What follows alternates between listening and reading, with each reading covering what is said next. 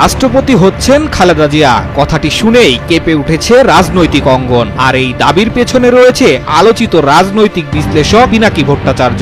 প্রিয় দেশবাসী, আসসালামু আলাইকুম। আজ নিজের ভেরিফাইড ফেসবুক আইডিতে পিনাকি ভট্টাচার্য লেখেন, নতুন বাংলাদেশের মহামান্য রাষ্ট্রপতি, যার হাতে স্বাধীনতা, সার্বভৌমত্ব আর জাতীয় মর্যাদার পতাকা সব সময় সুরক্ষিত থাকবে, আর সেই নামটি বেগম খালেদা জিয়া। এই পোস্টের পরেই সামাজিক মাধ্যমে নেমে আসে ঝড়। কেউ জানাচ্ছেন অভিনন্দন, কেউ করছেন তীব্র বিরোধিতা। সিরাজুল ইসলাম নুরি লেখেন, উনি বয়োবৃদ্ধ, ওনাকে এই আসনে বসানো আদৌ যথাযথ হবে না।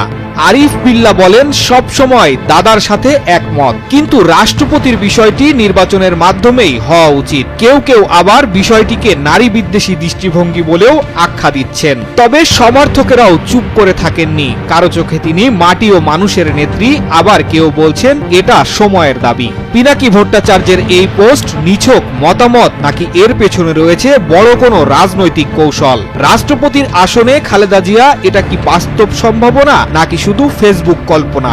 আপনি কি মনে করেন, খালেদা জিয়া কি আদৌ রাষ্ট্রপতি হচ্ছেন?